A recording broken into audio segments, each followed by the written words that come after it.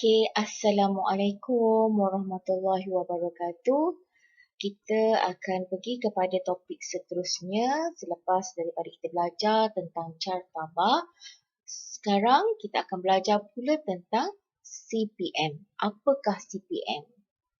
CPM adalah Critical Path Method yang mana ia adalah satu kaedah merancang dengan menganalisa komponen-komponen aktiviti dan kita persembahkan dalam bentuk rangkaian untuk menunjukkan perkaitan yang terperinci di antara aktiviti-aktiviti.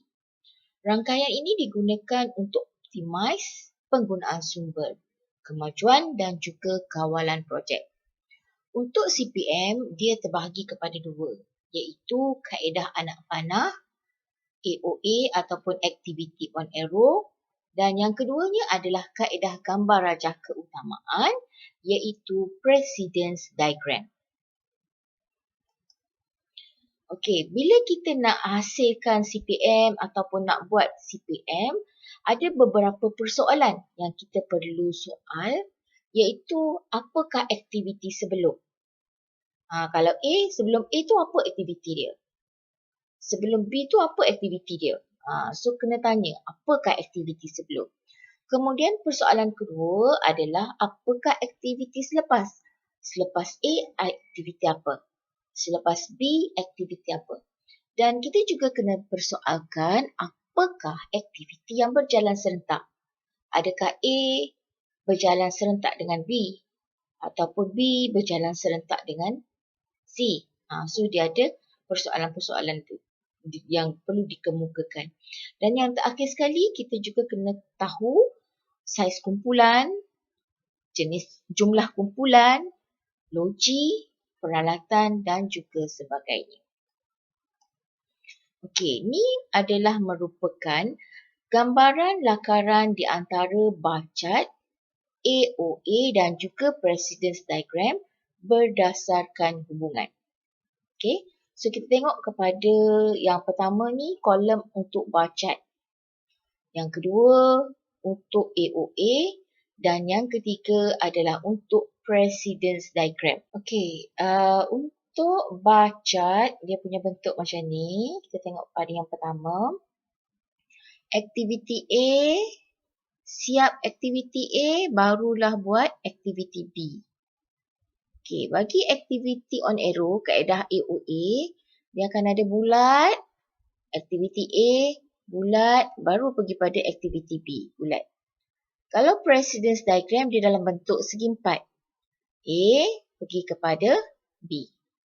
Okey, ini adalah aktiviti B bergantung kepada aktiviti A. Maknanya siap A baru boleh buat B.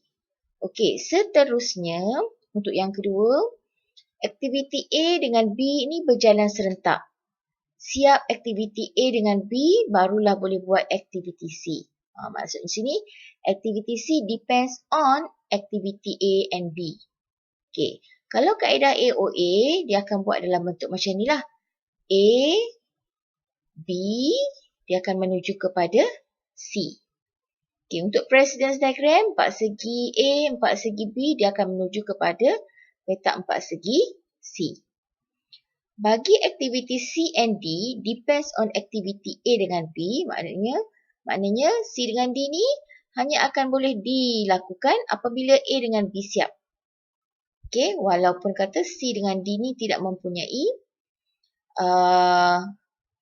nilai duration yang sama. Sebab D ni kita tengok panjang sedikit lah. Okey, so A, B siap, baru boleh buat C dengan D. Ni untuk kaedah AOA. Okey, A siap, boleh buat C. A siap, boleh buat D.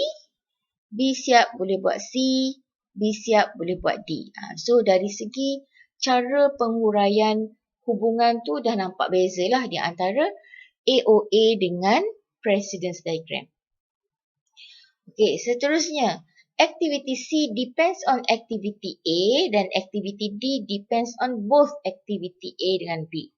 Nampak kalau kita tengok sini A lebih pendek daripada B. C akan dilakukan setelah A siap. Nampak dia sama garis dengan A. A siap boleh buat C. B siap boleh buat D. Jadi, dia akan jadi macam ni lah. A siap boleh buat C.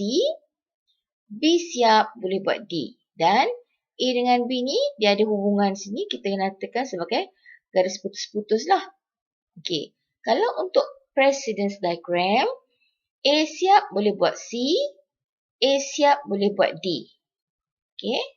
Tapi B siap, dia tak boleh buat C. Okey. B siap hanya boleh buat D. Tu B pergi kepada D saja. So, ada nampak perbezaan lah. Okey. Jadi, saya akan berikan latihan supaya kamu faham.